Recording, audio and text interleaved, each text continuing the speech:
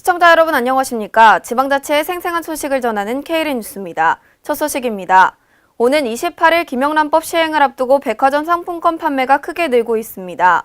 50만 원이 넘는 고가의 상품권도 인기가 높다고 하는데요. 그 이유를 정영수 기자가 보도합니다. 김영란법 시행을 앞두고 백화점 상품권 판매가 크게 늘고 있습니다.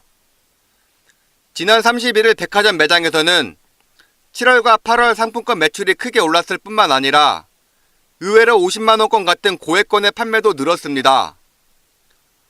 롯데백화점의 경우 올해 7월 상품권 판매량은 전년 동기 대비 12% 증가했으며 8월 판매량은 더욱 커져 20%에 달하는 것으로 나타났습니다. 현대백화점의 경우 7월 상품권 판매는 전년 동기 대비 10% 증가했으며 8월 판매량도 14% 증가한 것으로 나타났습니다. 이처럼 백화점 상품권 판매량이 급증한 것은 우선 추석 명절이 지난해보다 열흘가량 앞당겨졌기 때문입니다. 하지만 그 외에도 김영란법 시행을 앞두고 일부 기업들이 선물 단가를 크게 높인 것도 상품권 판매 특수에 크게 한몫했다는 게 관계자들의 말입니다. 백화점 관계자는 김영란법으로 인한 구설수에 오르기 싫어하는 고객들이 모바일 상품권을 많이 찾을 것 같다며 올 추석에는 모바일 상품권 매출도 급증할 것으로 예상된다고 말했습니다. KLN 정영수입니다. 전라북도 군산에서 지난 5일부터 8일까지 제6차 세계지방정부연합 아태지부 총회가 열립니다. 이번 총회는 아시아 태평양 지역의 지방정부 관계자들이 모여 공동의 지역 문제와 글로벌 이슈 등을 논의합니다. 유희건 기자의 보도입니다. 아시아 태평양의 지방정부들은 5일부터 전라북도 군산시에 모여 지역, 생명, 문화 등 공통 관심사를 주제로 논의를 펼치게 됩니다. 제6차 세계지방정부연합 아태지부 총회는 오는 8일까지 4일 동안 총 32개국의 지방정부 관계자 700여 명이 참여한 가운데 글로벌 문제를 비롯한 지방정부 애로사항에 대한 해결 방안 모색에 나서게 됩니다. 지난 2005년 대구 총회에 이어 10년 만에 전북에서 열리는 총회는 도시와 농촌의 상생발전을 도모하고 지속가능한 발전 방향에 대해 각국의 지방정부 관계자들이 머리를 맞댐에 따라 지자체가 겪고 있는 난관을 극복하는 데 일조할 것으로 기대되고 있습니다. 특히 총회 2일째에는 기후변화로 인해 지도에서 사라질 위기에 처한 몰디브와 키리바티를 대표 사례로 정하고 지구온난화의 심각함과 이를 예방하기 위한 지방정부의 동참을 촉구할 예정이어서 각국 관계자들의 관심이 모아지고 있습니다. 전라북도는 이번 총회를 통해 전북이 세계로 한 발짝 더 나아가고 그 범위가 점차 확대될 것으로 전망하고 있습니다. 한편 이날 제35차 전국시도지사협의회 총회가 개최됐으며 지방자치 발전을 도모하고 협력을 통한 중앙과 지방 간의 지속적인 소통을 통해 보다 탄력적으로 사업을 추진하기 위한 각 시도지사들의 심도 높은 회의가 진행됐습니다. 또 이 자리에서는 제10대 전국시도지사협의회장으로 최문순 광원도지사가 선출됐으며 추후 부회장 2명과 감사 1명을 선임할 계획입니다. KLN 유희광입니다. 전라북도 전주시가 14억 원을 들여 한옥마을 근처 도로를 개설했지만 진입로만 개설되고 10년째 진출도로가 개설되지 않고 있어 한옥마을을 찾는 관광객들과 주민들이 불편을 겪고 있습니다. 김진구 기자의 보도입니다. 전라북도 전주시 한옥마을 근처 도로가 진입로만 개설되고 진출로가 개설되지 않는 반쪽짜리로 전락해 이를 이용한 주민들이 불편을 겪고 있습니다. 특히 이 도로는 인근 지역의 학교 등이 위치해 있어 막대한 추가 예산이 들어갈 전망이고 연기할 도로 개설에 많은 어려움이 예상돼 자칫 예산만 낭비하는 것 아니냐는 지적이 나오고 있습니다. 한옥마을 내 도시계획 도로 중 팔달로에서 성심여고 담장까지 연장 86m 구간이 개설되었으나 원래 계획이었던 성심여고 담장 중간 부분부터 향교길까지 연장 115m 구간이 미개설로 진출입로가 연결되지 않아 개설된 도로가 제 기능을 못하고 있습니다.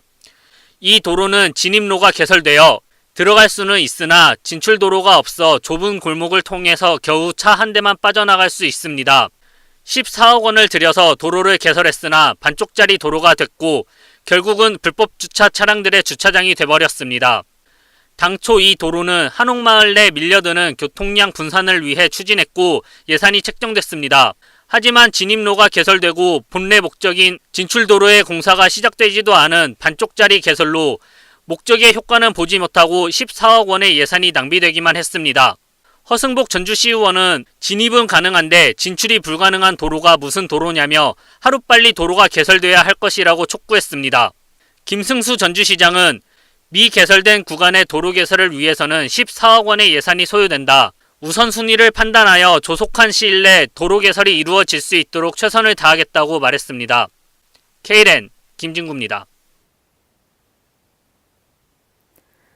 지난 2013년 상세주소법이 제정되었지만 사실상 권고송으로만 실시되고 있어 여전히 다수의 원룸 및 다가구 주택들의 정확한 주소가 없는데요. 상세주소가 없어 고지서를 제때 전달받지 못하는 등 피해가 나타나고 있습니다. 김승균 기자의 보도입니다. 원룸 및 다가구 주택들의 주소 문제로 인해 시민들의 불편이 많습니다. 이곳은 전북 전주시의 한 원룸입니다. 원룸에 호수들이 지정되어 있지만 관련 우편물들이 호수에 배정되지 않고 쌓여있는 우편물들이 눈에 보입니다. 일반적으로 아파트는 동호수 등 정확한 지명이 있지만 여러 세대가 거주하고 있는 원룸과 다가구 주택 등의 경우 기관에 등록된 주소가 건물 주소로만 나와 있어 각종 고지서를 받을 때 개개인의 입주자에게 정확히 전달받지 못하는 경우가 많습니다.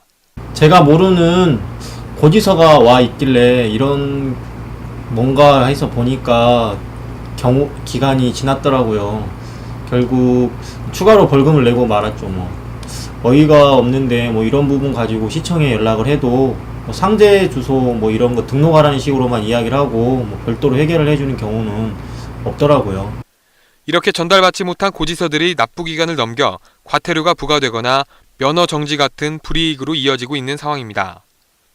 이를 해결하기 위해 2013년도에 상세주소가 법정주소로 채택이 되어 상세주소 등록을 진행하고 있지만 권고송으로만 그치고 있어 이에 대한 법적인 규정이 마련돼야 한다는 목소리가 높습니다. 계속되는 피해로 민원이 제기되자 전주시도 상세주소제도 홍보활동에 적극적으로 나서고 있습니다. 전주시 관계자는 지금까지는 상세주소 부여가 권고송으로만 끝났었다며 이 문제를 해결하기 위해 정부에서 상세주소에 대한 법 제정 문제를 추진 중이다라고 말했습니다. KLN 김승균입니다. 유니세프 아동 친화도시 사업은 아동의 권리를 온전히 보장하기 위해 전 세계적으로 추진되는 프로그램인데요. 전국 지자체들이 아동 친화도시 인증에 적극 참여하고 있는 가운데 국내 최초로 아동 친화도시 인증을 받은 서울 성북구와 전라북도 완주군의 아동 정책이 주목을 받고 있습니다. 홍윤 기자의 보도입니다. 전국 36개 지자체들이 유니세프 아동 친화 도시 인증을 추진하고 있는 가운데 국내 최초 인증을 받은 서울 성북구와 전북 완주군의 아동 정책이 주목을 받고 있습니다. 서울 성북구는 2011년부터 친환경 무상급식과 어린이의회 통합적 돌봄 시스템 구축을 통해 UN 아동권리 협약에 나와 있는 아동 4대 권리 보장을 위해 정책적 노력을 기울였고 2011년에는 어린이 친화도시 조성에 관한 조례를 제정해 법적 근거를 마련하기도 했습니다. 특히 2013년에는 성북구의 통합적 돌봄 시스템 모델을 본떠 19대 국회 때 남인순 의원이 방과후 아동 청소년 돌봄 법안을 발의한 것을 시작으로 성북구는 아동 친화 도시에서 아동 친화 국가로라는 로드맵을 세워 시행해 나가고 있습니다.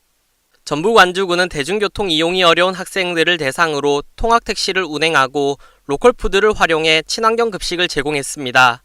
또한 단순한 현장학습 차원의 어린이의회가 아닌 이를 통해 실제 어린이들의 의견을 반영, 공립형 지역아동센터와 방과후 놀이터 구축 시 아동의 의견을 반영하는 등 아동의 직접 참여 기회를 늘리고 있습니다. 유니세프에서는 아동 참여와 아동 친화법 체계, 아동 안전 등 10가지 기준으로 아동 친화 도시를 평가 선정하고 있습니다. 이에 유니세프 인증을 추진하는 서울, 부산, 인천, 경기 등 전국 20여 명의 자치단체장과 160여 명의 공무원, 유니세프 한국위원회가 참여해 이런 국내외의 모범 사례들을 공유하는 워크숍이 2일 완주군청에서 열렸습니다. KLN 홍윤입니다. 이상으로 KLN 뉴스를 마칩니다. 시청해주신 여러분 고맙습니다.